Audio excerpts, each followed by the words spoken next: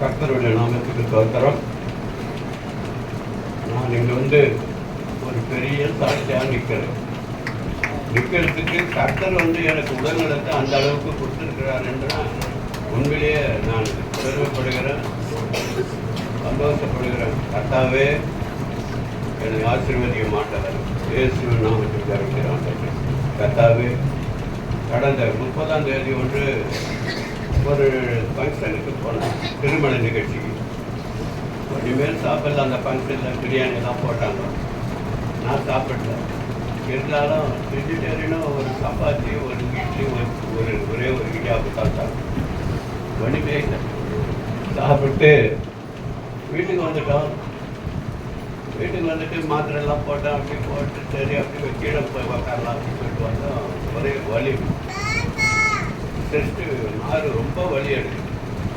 அந்த அளவுக்கு எனக்கு எப்பவுமே வலி எடுக்கும். எப்போவோ வாக்கிங் போகிறப்பெல்லாம் கூட எனக்கு வலி எடுக்கும். லேசாக போயிட்டு தட்டி குத்தின்னு அப்படி அழிச்சிக்கிட்டே போயிடுவேன். அப்புறம் சரியாயிடும். ஆனால் இந்த வலி உடவே இல்லை. அப்போலாம் ஓவராக வலிக்குது. வீட்டில எல்லாம் கேட்குறாங்க, என்னன்றாங்க. இல்லை, ஓவராக வலிக்குது, நான் ஹாஸ்பிட்டலுக்கு போகிறேன், முடியல என்னால் அப்படின்னு. சரிக்குவான்னு சொன்னாங்க. நைட்டு 9 மணி 9:30 மணி ஆகிட்டு போனால் நைட்டில் நேற்றுக்கு அங்கே ஐசிஎஃப் ஹாஸ்பிட்டலில் போனால் அவங்க போனவொன்னே ஒரு இசிசிலாம் எடுத்தாங்க. ஒரு மாத்திரை வச்சுட்டு கொஞ்ச நேரம் இருங்க, ரெஸ்ட் எடுங்க அப்படின்னாங்க. இசிசிலாம் நல்லா தான் இருக்குது, வழி இல்லையா அப்படின்னாங்க. சரின்னு சொல்லிட்டு அப்பவும் வலி குறையல. என்னால் வலி குறையல சார் அப்படின்னு. அவர் டாக்டர் கேட்டார், ஒரு மணி நேரம் இருக்கு, வலி குறையலாம் பார்க்கலாம். வலி குறையல சார் அப்படின்னா. சரின்னு சொல்லிட்டு ரயில் ஹாஸ்பிட்டலுக்கு அடிச்சுட்டு அங்கே அடிச்சுட்டாங்க. நைட்டு 11 மணிக்கு அங்கே போகிறோம்னாக்கா அப்பவும் வலி குறையல. டக்குன்னு டாக்டர் எல்லாம் என்னை பார்த்து பக்கத்தில் என்ன எல்லாரும் இருக்குன்னா அவங்களும் அங்கே போய் எல்லாமே பேசிட்டு நேரத்துக்கு அவங்களும் இது பண்ணிட்டு பார்த்துட்டு சரி வலி குறையிறதுக்கு தான் பாருங்க. நாங்கள் வலி குறையில சரிட்டு நேராக எடுத்துகிட்டு போயிட்டு என்ன ஐசி ரூமில் அந்த ரூமில் போட்டாங்க. அந்த ரூமில் யாரும் வர முடியாது. அந்த ஐசி ரூமில் அன்றைக்கி ஃபுல்லாகவே அங்கே வெள்ளிக்கிழமை ஃபுல்லாக நைட்டு அங்கே தான் இருந்தேன். ஆனால் கொஞ்சம் கொஞ்சமாக வலி குறைக்கிற மாதிரி தெரிஞ்சது. காலையில் ஒன்றியே தெரியல வலி. அப்புறம் அப்படியே இருந்தேன். மறுநாள் பணிக்கே என்ன பண்ணிட்டாங்க, அந்த காலையிலேயே ஃபஸ்ட்டுலேயே என்னையே ஆஞ்சியோ பண்ணிட்டாங்க. டாக்டர்களை கூப்பிட்டு அவர் முதல்ல ஆஞ்சியோ பண்ணுவார். அப்புறம் ஆஞ்சருக்கு போகிற எல்லோரும் நாங்கள் எங்களுடைய ஜனம் எல்லோரும் பாட்டு எல்லாருமே வந்துட்டாங்க அந்த ஏரியாவுக்கு. அந்த ஏரியாவுக்கு அவங்க கவனம் பண்ண ஆரம்பிச்சிட்டாங்க, அழ ஆரம்பிச்சிட்டாங்க. என் ஆப்ரேஷன் தேட்டருக்குள்ளே இட்டு போயிட்டாங்க. இட்டு போயிட்டு அவங்க கிட்டத்தட்ட எனக்கு ஒரு அரை மணி நேரம், எல்லாருக்கும் 10 நிமிஷம்னா எனக்கு கிட்டத்தட்ட நிறைய ஆகிட்டு. அவர் ஆஞ்சியோ பண்ணுற டாக்டரே சொல்கிறார், 2 ஆட்டிப்பு சரியாக பண்ணிட்டப்பா, இன்னொன்று எதுவும் ஒன்று இதுவாக இருக்கிற மாதிரி தெரிஞ்சு எனக்கு என்ன பண்ணலான்னு தெரியல, சரி அது அப்புறம் பார்த்துக்கலாம் அப்படின்னு விட்டார். சரின்னு மறுபடியும் ரூமுக்கு ஐஸ் ரூம் வச்சாங்க. அங்கே ஒரு 3 நாள் இருந்தேன் அந்த ஐஸ் ரூம்லேயும். இடையில அப்போ டாக்டர் செக்கப் பண்ணிக்கினே இருக்கிறாங்க.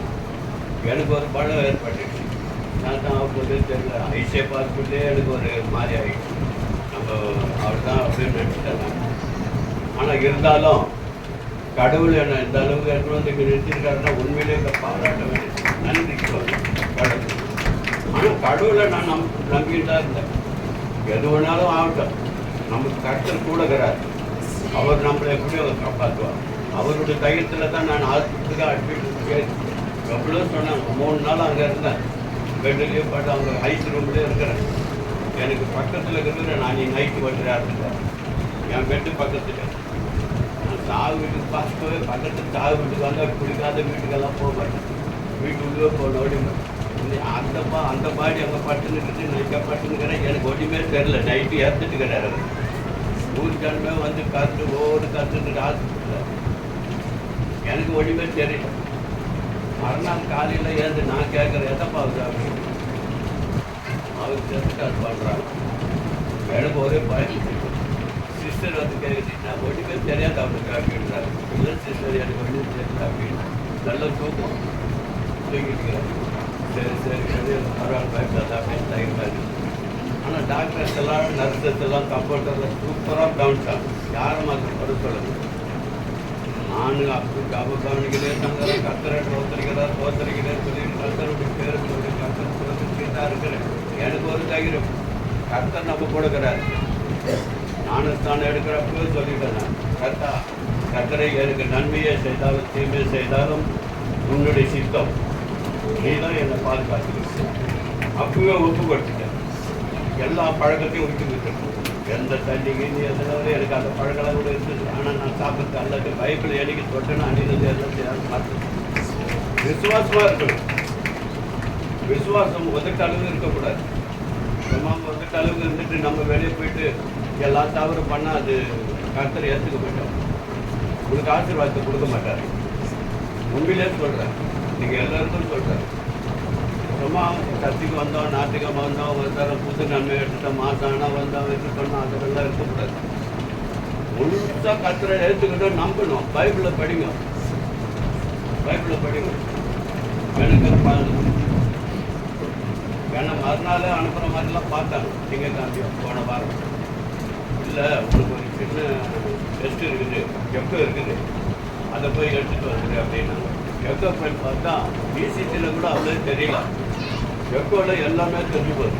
நமக்கு என்னென்ன உடம்புல என்ன இருக்குதுன்னு, மாரில் டெஸ்ட்டில் என்ன இருக்குது எல்லாமே தெரிஞ்சு போச்சு. ஒரு சின்ன வித்தியாசம் இருக்குது. டாக்டர் அது என்ன ஆஞ்சோ பண்ண டாக்டர் நேரம் அந்த கம்ப்யூட்டர் அந்த ஆஞ்சோ பண்ண இடத்த ரூமுக்கே வந்துட்டார். ஒரு லேடி தான் ஆப்ரேட்டர் பண்ணுது. அந்த லேடி ஆப்ரேட் பண்ணிட்டு அவர் பக்கத்தில் நின்றுட்டு அந்த ஒரு கம்ப்யூட்டரை பார்த்துக்கிட்டே இருக்கிறாரு. யாருக்கும் அது மாதிரி வரமாட்டாங்க. எனக்கு வந்து பார்த்துன்னே இருக்கிறார். நான் வரேன், நீங்கள் ஆஞ்சோ பண்ணாதீங்க, நான் வரலாம் அந்த கம்மியில் இருக்கிறேன் அப்படின்னு இருக்கிறார். நான் வெளியே நின்றுக்கிறேன் 10 நிமிஷமா. அவர் வந்து பார்த்துக்கிட்டே சொல்லிக்கிட்டே இருக்கிறார். பார்த்துட்டு ஒன்றும் இல்லை, வாழ்வு கொஞ்சம் புரிஞ்ச மாதிரி இருக்குது, அது ஒன்றும் பரவாயில்ல, அவ்வளோ ஒன்றும் இதுவாக இல்லை அப்படின்னு அவர் சர்டிஃபிகேட். ஆனால் அவசரப்பட்டு டிஸ்சார்ஜ் ஆகி போயிடாத வீட்டுக்கு, பொறுமையாக அவர் அவசரப்படாத அப்படின்னு. சரி சார், நான் எல்லாத்தையும் புரிஞ்சுட்டேன். சரி, கர்த்தர் இருக்கிறார், நமக்கு கர்த்தர் இருக்கிறப்ப நமக்கு என்னத்துக்கு பயம், அவர் பார்த்துக்கிட்டோம். நான் சரி நான் இருக்கிறேன்னு சொல்லிட்டேன். எல்லாத்தையும் பார்த்துட்டு போகலாம்.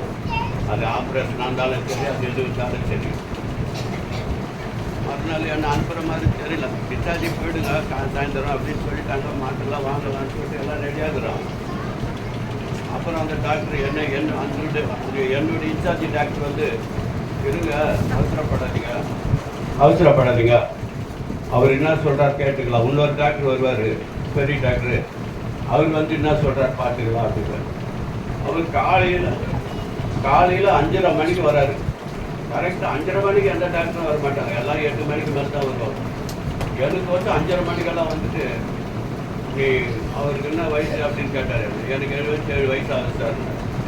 எங்கள் வீடு வெளிவாக்கன்னார். ஏதோ உங்கள் சன்னு வீட்டுக்கு போய்க்கிறார் சார். சரி சார். அவர் என்ன போயிட்டார், ஆப்ரேஷன் தேவை கட்டி எழுதி கொடுத்தார்.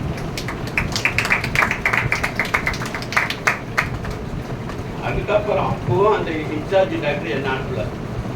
அப்பவும் என்ன சொல்லுது, இரு கடைசியாக ஒரு டாக்டர் லேடி டாக்டர் இருக்கிறாங்க, அவங்க அதில் எக்ஸ்பர்ட். நான் கேட்ட ஒரு கம்பவுண்டர், இன்னொரு டாக்டர் இருக்கிறாங்களா சார் அப்படின்னு. ஆமாம், அவங்க தான் பெரிய டாக்டர் இன்சார்ஜ், அவங்கள எக்ஸ்பர்ட் தான். இன்றைக்கி ஆர்ட் ஆப்ரேஷன்லாம் அவங்க பெரிய ஆள், அவங்கக்கிட்ட ஒப்பீனை கேட்பாங்க. அப்புறம் அவங்கள போய் ஒப்பீனை கேட்டாங்க சொல்லுது. அவங்க என்ன சொல்லிட்டாங்க, தேவையில்லைன்னு சொல்லிட்டாங்களாம். நீ டிஸ்சார்ஜ் ஆப்ரேஷன் தேவையில்லை, டிஸ்சார்ஜ் ஆகி போகலாம் அப்படின்னு சொல்லி இது கேட்டாங்க. அன்றைக்கி நைட்டே அங்கே அன்றைக்கி நைட்டெல்லாம் இருக்கிறேன், நல்லா இருக்கிறேன். மறுநாள் எனக்கு எதிர்த்த மாதிரி ஒரு வார்டு வார்டில் வந்து நான் பாத்ரூம் போயிட்டு வரேன். ஜனங்களாம் வரிசையாக புதுக்குள்ளாக இருக்குது. என்னடா எனக்கு அப்போ இருப்பா, என்னடா இந்த ரூமில் எல்லாம் வந்து ரூமில் படுக்கிறேன். கொஞ்ச நாட்டில் அவருக்கு இறந்துட்டார். ஒரு சத்தம் எங்கே பழம் ஆகிடுச்சு. நைட்டு காலையில் நல்லா குளிச்சுட்டு வந்து படுத்துவார். அவருக்கு இந்த மாதிரி பார்த்தார். அந்த மாதிரி திடீர்னு சொல்கிறார். ஒரே அப்புறம் பார்த்தா சொன்னாங்க, கர்த்தருடைய எவ்வளோ பாட்டு என்னுடைய சக்கரப்பாடியுடைய பையன் வந்து தம்பி உள்ளே வந்து என்னை வந்து நேரம் வந்து பார்த்துட்டு அங்கே வந்து ஒரு புக்கு ஒன்று கொடுத்தாப்பல, சித்தப்பா இதை படிச்சுட்டப்பா, இயேசுவின் கல்விகளால் குணமானேன் என்ற வார்த்தை 100 வாசனை இருக்குது அந்த சின்ன புக்கில். அந்த 100 வசனத்தை நீ படிக்க நைட்டே படிக்கலாம். 100 வசனத்தை நைட்டே படிச்சிட்டேன். இது எப்படியே படிக்கலாம். ஆனால் படிக்க தெம்பாக இருக்குது. நமக்கு ஒரு தகிரத்தை உண்டாகுது அந்த வசனங்கள். நோயாளிகளுக்குனே போட்டிருக்கிற புக்கு அது நோயாளிக்குனே போட்டிருக்க புக்கு. உண்மையிலே அது படிக்க எனக்கு ஒரு தகிரம் வருது உடம்புல.